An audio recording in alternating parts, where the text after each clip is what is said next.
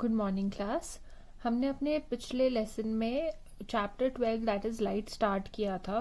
We understood what is the meaning of light, what are the sources, speed of light, luminous and non luminous objects क्या होते हैं, ये सब हमने समझा था। नाउ इन दिस लेसन हम एक नया टॉपिक शुरू करेंगे आपके चैप्टर का, that is rectilinear propagation.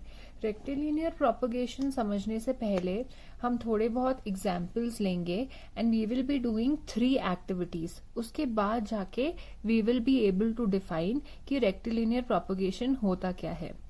Now for first I want you to observe these 4 pictures. इन 4 पिक्चर्स में हम लाइट की बारे में एक चीज ऑब्जर्व कर सकते हैं, दैट इज लाइट हमेशा एक सीधे डायरेक्शन में जाती है आगे।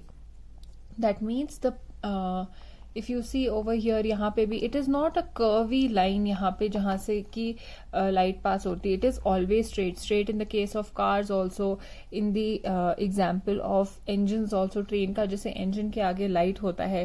And this direction we are able to observe more clearly जब अंधेरा होता है। उस टाइम पे हमें दिखता है कि लाइट किस डायरेक्शन में पड़ रही है। So this is one thing that we observe कि लाइट यहाँ पे स्ट्रेट पड़ रही है। Next, we'll be doing our activity 1 of chapter 12, that is on page number 151.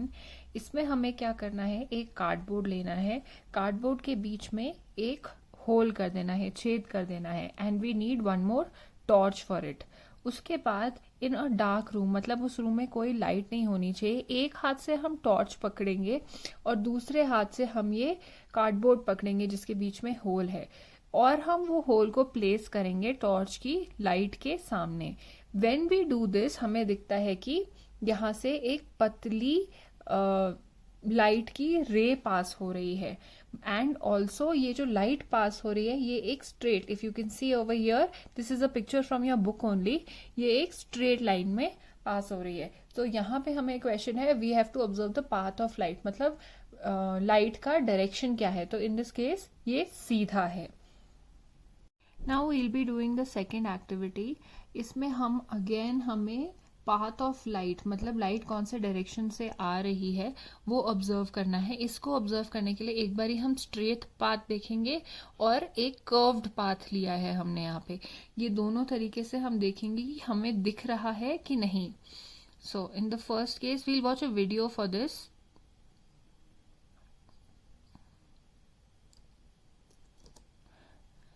Since we didn't have a pipe, तो यहाँ पे एक चार्ट पेपर को रोल करके हमने पाइप के फॉर्म में लिया है, and we kept a candle in front of it.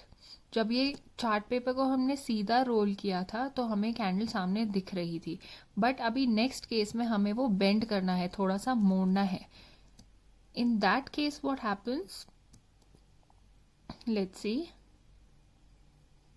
इस केस में हमें कैंडल नहीं दिख पा रही है।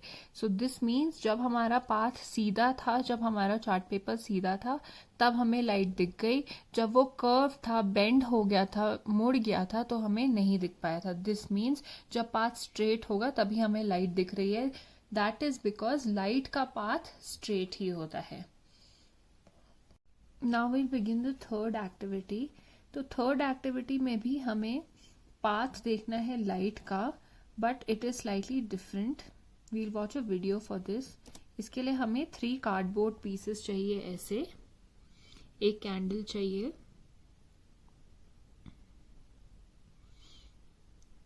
एंड सेम जगह पे जो कार्डबोर्ड होंगे वो सब सेम साइज के होंगे, और सेम जगह पे हमें हर एक में एक एक होल करना है।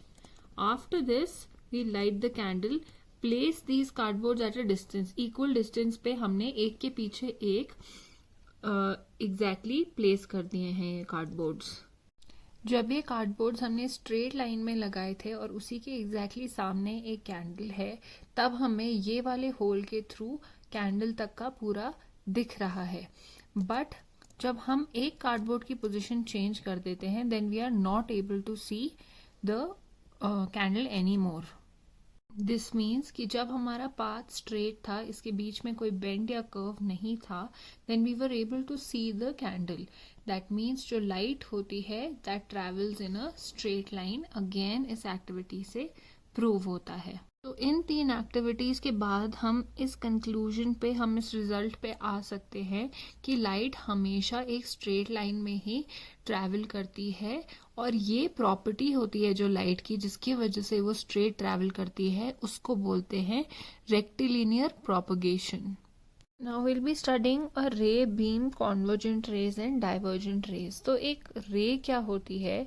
When we represent a narrow path, मतलब कि एक पतला रास्ता जिससे कि लाइट निकलती है स्ट्रेट लाइन में, उसको हम एक एरो से डिनोट कर सकते हैं. तो इस एरो को बोलते हैं रे. Many rays come from a source of light and spread in all directions. That if we take an example of a torch, torch से हमें पता है ऐसे लाइट निकलती है और हर जगह पे जाती है. तो हम इसके एक वाली लाइन को जब हम रिप्रेजेंट करना चाहते हैं तो वी यूज अ रे. दैट मीन्स इस जिस भी डायरेक्शन में वो लाइट जा रही है वहां पे हम एक एरो बना देते हैं. So that is called. And how does the light spread? जब ये बहुत सारी रेज साथ में मिलती हैं, एक सोर्स से निकलती हैं, वो हर एक जगह पे हर डायरेक्शन में स्प्रेड हो जाती है. Next part is beam. Beam क्या होता है? जब एक नैरो ग्रुप ऑफ रेज हो, मतलब कि समथिंग लाइक दिस, मतलब यहाँ पे हमें दिख रहा है बहुत सारे रेज हैं, तो अ नैरो मतलब पतला ग्रुप ऑफ रेज को बोलते हैं बीम.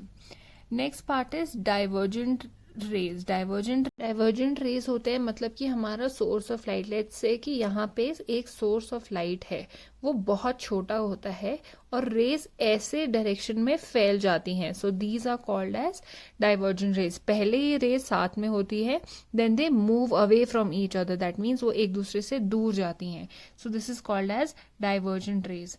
कॉन्वर्जेंट रेज में उल्टा होता है. यहाँ पे हमारा सोर्स बहुत बड़ा होता है and the rays are initially they are parallel to each other, मतलब वो उनके बीच में इक्वल डिस्टेंस होता है, फिर उसके बाद वो आपस में पास आती रहती हैं and then they meet together at one point. This example, इसका हम एग्जाम्पल समझने के लिए ले सकते हैं. How are eye functions? हमारे को कैसे दिखता है? हमारे को बहुत सारे सोर्सेस के थ्रू रेज आती हैं and then they meet in the retina of the eye where the image is formed. तो ये एक एग्जाम्पल है जो हम ज़्यादा डिटेल में अभी नहीं पढ़ेंगे, but that is another example of convergent rays. Now we just studied कि बीम का मतलब क्या होता है. Beam is like a narrow group of rays, मतलब कि थोड़ी सी रेज होती है और नैरो होती हैं, थोड़ी सी पतली. So if you take the example of a torch, इससे रेज निकल रही है but we can not call it a beam because ये नैरो नहीं है, ये पतला नहीं है, ये बिल्कुल वाइड होता है. So we can not call it a beam. Beam हम घर में कैसे बना सकते हैं? With the same torch if we cover it with a black tape जिसके थ्रू लाइट पास नहीं होती, और सेंटर में हम एक होल कर दें, then a beam is formed and it will look something like this, जो हमने पहले भी एग्जाम्पल पढ़ा था. सो दिस इज नैरो, मतलब कि एक पतला सा रे ऑफ लाइट का ग्रुप होता है. So this is called as a beam of light. This you can do at home also. So in the next part of our lesson हम सीखेंगे एक पिन होल कैमरा क्या होता है and how to make it at home. इसके लिए हमें ये सारी चीज़ें चाहिए होती हैं. A thick sheet of paper, मतलब कि मोटा sheet of paper, black colour का पेपर, वाइट कलर का पेपर, कुछ rubber bands, some pins and oil. Any oil will do.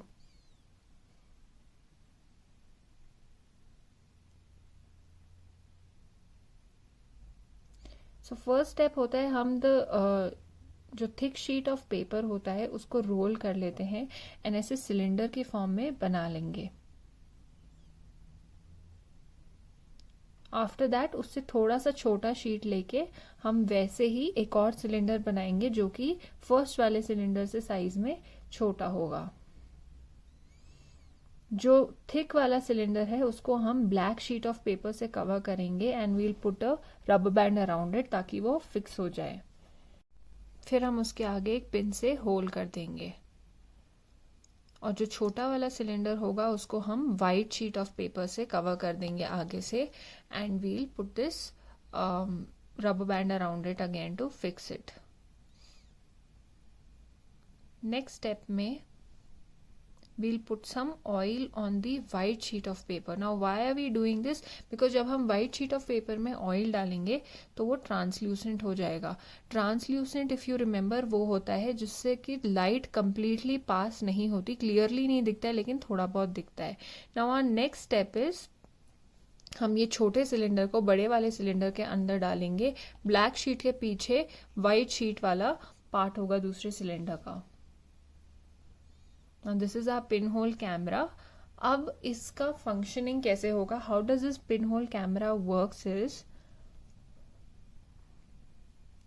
जब हम इससे एक in this case we are observing a tree that is red in colour. Now if you see, ये जो छोटा वाला पार्ट होगा you will see through this part and यहाँ पे एक इमेज फॉर्म हो जाएगी सामने जो भी होगा ऑब्जेक्ट उसका. But if you see the difference, इन दोनों के बीच में एक डिफरेंस है, दैट इज ये जो पेड़ है ये उल्टा फॉर्म हुआ है. Another thing is when we bring this camera closer to the object, हमारी जो यहाँ पे image form होती है वो और clearly हमें दिखती है. But again that is upside down. That means it is an inverted image. ऊपर से नीचे जो ऐसे उल्टी image होती है उसको बोलते हैं upside down. Now उल्टी या फिर upside down या inverted image जो इसको बोलते हैं, ऐसी क्यों फॉर्म होती है? That is because टॉप से जो लाइट जाती है पिन होल कैमरा के होल के थ्रू वो ऊपर वाली यहाँ पहुँचती है एंड नीचे से वो ऊपर पहुँच जाती है, जिसकी वजह से जो इमेज फॉर्म हो रही है यहाँ पे वो इन्वर्टेड होती है, मतलब उल्टी होती है. So this is how a pin hole camera works. जो नॉर्मल कैमरा होता है वो भी ऐसे ही होता है, but what the difference is they have a lens over here, जिससे कि जो फोटोज होती हैं वो और ज़्यादा क्लियर होती हैं एंड वो इन्वर्टेड, फाइनली इन्वर्टेड इमेज हमें नहीं मिलती है. इट इज़ अ नॉर्मल, जैसे ट्री होगा वैसे ही इमेज फॉर्म होती है.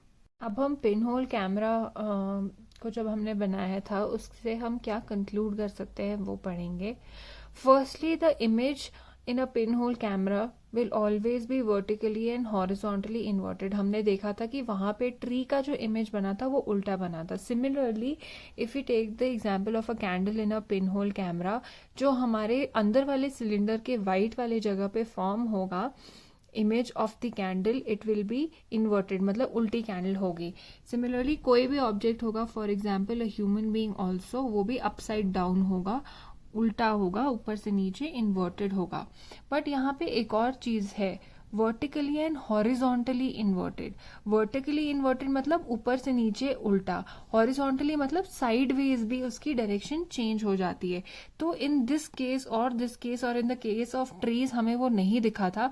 But if you take an image of an alphabet like F, तो वो एफ की भी डायरेक्शन टेढ़ी हो जाएगी, जैसे ये लाइंस हैं वो इस तरफ हो गई हैं. So this is called as vertically and horizontally inverted. Second part is when the object is moved closer the size of the image changes. मतलब कि जब हम कैंडल फॉर एग्जाम्पल और आगे ले जाएंगे तो जो इमेज फॉर्म होती है अंदर वाले सिलेंडर में वो भी साइज चेंज हो जाता है. एंड क्लियर करने के लिए भी हम वो सिलेंडर्स को आगे पीछे कर सकते हैं.